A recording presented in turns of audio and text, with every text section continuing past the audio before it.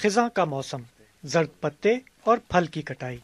یہ ہے شمالی لبنان کا پہاڑی علاقہ بطرون، جہاں 2 ماہ سے جاری انگور اتارنے کا کام اپنے آخری مراحل میں ہے۔ احتیاط سے رکھے گئے یہ انگور ایک مقامی وائن فیکٹری کے لیے ہیں۔ اس باغ اور وائن فیکٹری کی مالک نائلہ بطار ہیں۔ انہیں یہ کام 10 برس پہلے اپنے والد سے ورثے میں ملا۔ وہ لبنان میں وائن کے کاروبار میں اس وقت واحد خاتون ہیں۔ When we drink Lebanese wine, we are drinking Lebanese sunshine and sea breeze. جب آپ لبنانی وائن پیتے ہیں تو ایک طرح سے آپ لبنان کی دھوپ، اس کی آب و ہوا اور اس کی زرخیز مٹی کا مزہ چکھ رہے ہوتے ہیں، اور ہمیں ان سب پر بڑا ناز ہے۔ And we are very proud of it.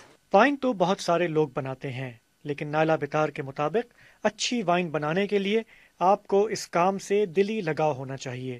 You can't make wine if you're not passionate about doing it. بغیر شوق کے آپ اچھی وائن نہیں بنا سکتے۔ یہ کوئی ایسا ویسا کاروبار نہیں، اس میں آپ دل سے کام کرتے ہیں، ہاتھوں سے کام کرتے ہیں، اپنے آپ کو اس عمل میں پوری طرح ملوث کر کے ہی آپ اعلیٰ وائن تیار کر پاتے ہیں۔ انگور سے وائن بنانے کے عمل کو 3 مرحلوں میں بانٹا جا سکتا ہے۔ پہلے مرحلے میں تازہ اتارے گئے انگور اس مشین میں ڈالے جاتے ہیں۔ یہ مشین تیزی سے خود ہی پھل ایک طرف کرتی ہے اور غیر ضروری ٹہنیاں وغیرہ دوسری طرف۔ پھر تازہ رس بھرے انگوروں کو ان ڈرموں میں منتقل کیا جاتا ہے، جہاں ان کا خمیرہ بنایا جاتا ہے۔ اس مرحلے کے دوران درجہ حرارت کا خاص خیال رکھا جاتا ہے، اور روزانہ انگور کا رس چکھ کر یہ دیکھنا ضروری ہوتا ہے کہ خمیرہ بنانے کا عمل صحیح جا رہا ہے یا نہیں۔ یہ وائن بنانے کا آخری مرحلہ ہے۔ یہاں انگوروں کے ابتدائی خمیرے کو دوسرے ڈرموں میں منتقل کر کے اس میں مشروبات ملا کر وائن کی شکل بننا شروع ہوتی ہے۔ کچھ ہفتوں بعد تیار شدہ وائن کو بوتلوں میں ڈال کر مہینوں، بعض اوقات برسوں کے لیے اس طرح کی زمین دوز ٹھنڈی جگہ میں بند کر کے رکھ دیا جاتا ہے۔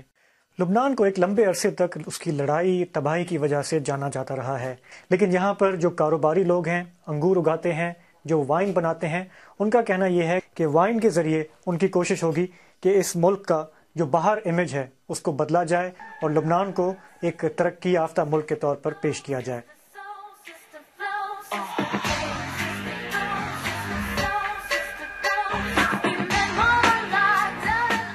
یہ ہے لبنان کا وہ امیج جسے کاروباری حلقے دنیا میں فروغ دینا چاہتے ہیں۔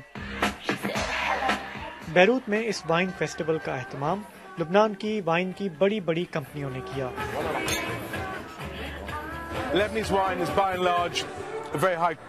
لبنانی وائن بنیادی طور پر اعلیٰ معیار کی وائن ہے۔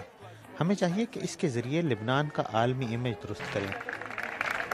لیکن لبنان نے اگر ایسی کسی عالمی مہم پر نکلنا ہے تو اس کے لیے پہلے ملک میں حکومت کا قیام ضروری ہے۔